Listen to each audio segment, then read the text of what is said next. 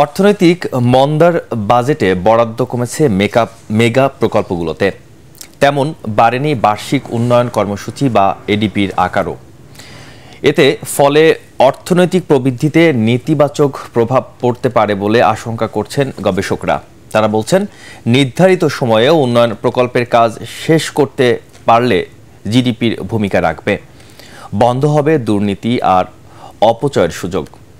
রিপোর্টে জানাচ্ছেন মাহবুব কবির চপল।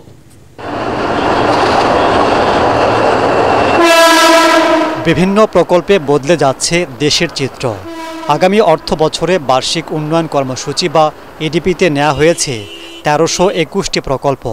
বরাদ্দ থাকছে ২,৬৫,০০০ কোটি টাকা, যা চলতি অর্থ বছরের চেয়ে মাত্র ২,০০০ কোটি টাকা বেশি। এডিপির আকার না বাড়ানোয় প্রবৃদ্ধি বাড়ানো কঠিন হবে বলে মনে করছেন অর্থনীতির গবেষকরা। এখন যদি এমন হয় যে মুদ্রানীতিও সংকোচনমূলক, রাজস্ব নীতিও সংকোচনমূলক, তখন কিন্তু চারিদিকেই আসলে এক ধরনের সংকোচন তৈরি হবে। এবং আগামী অর্থ বছরে আমরা একটা পরিকল্পনা করছি যে প্রবৃদ্ধির হার হবে ৬.৭৫%।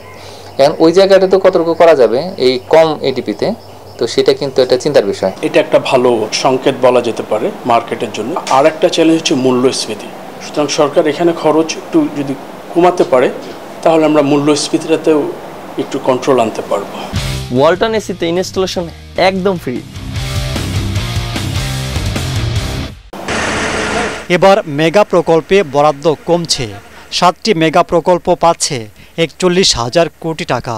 এর মধ্যে সবচেয়ে বেশি বরাদ্দ পাচ্ছে প্রাথমিক শিক্ষার উন্নয়নে পিএডিপি প্রকল্প ১১,০০০ কোটি টাকা, রূপপুর পারমাণবিক বিদ্যুৎ কেন্দ্র ১০,৫০ কোটি টাকা, মাতারবাড়ি কয়লাভিত্তিক বিদ্যুৎ কেন্দ্র ৬,০০০ কোটি, ঢাকা আশুলিয়া এলিভেটেড এক্সপ্রেসওয়ে ৩,৭০০ কোটি, metro rail ১, power grid network ও হজরত শাহজালাল বিমানবন্দরের 3rd টার্মিনাল ৩,৫০০ কোটি টাকা করে বরাদ্দ পাচ্ছে।